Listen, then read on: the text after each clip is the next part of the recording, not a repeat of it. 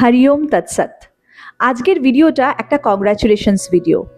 আমাদের ইন্ডিয়ার women's cricket team world champion হয়ে গেছে এবং এটা একটা প্রাউড মুমেন্ট। কিন্তু কালকের ক্রিকেট ম্যাচটা কিছু কিছু জিনিস কিন্তু না বলেই আর পাচ্ছি না।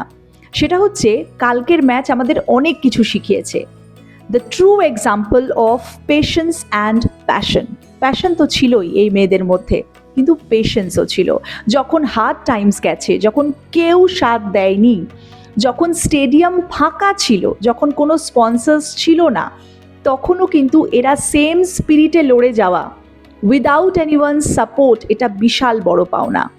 আজ যখন জিতে গেছে, কালকে গ্যালারিজ ফুল ছিল, আজ হয়তো এর পরবর্তী এটা একটা বেঞ্চমার্ক। এরপরে উমেন্স ক্রিকেট টিম আরও হয়তো উঁচু জায়গায় যাবে, কিন্তু তারা সেখান থেকে উইদাউট এনি সাপোর্ট খেলে গেছে। তো এটা একটা বিশাল বড় পাওনা।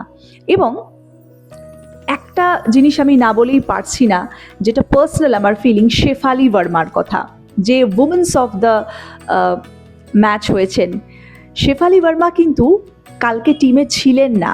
কিছুদিন আগেই সে জানতে পারেন যে একজন ইনজিওর্ড হয়েছেন এবং তাকে খেলতে হবে। শেফালি ভার্মার কালকে এরকমভাবে এন্ট্রি, আর তিনি টপ প্লেয়ারের মধ্যে একজন হয়ে গেলেন। তিনি একটা বেঞ্চমার্ক সেট করলেন।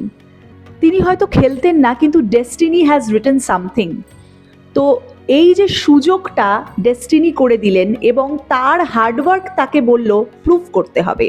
তো ডেস্টিনি অ্যান্ড হার্ডওয়ার্ক মিলে কালকে সে টপ প্লেয়ার হয়েছে। একটা জিনিস আমরা অনেক কিছু থেকে অনেক কিছু শিখি। কালকের ম্যাচটা যদি আপনি না দেখে থাকেন, একটু দেখুন রিওয়াইন্ড করে, আপনাকে অনেক কিছু শেখাবে। Healing astro, heal your life.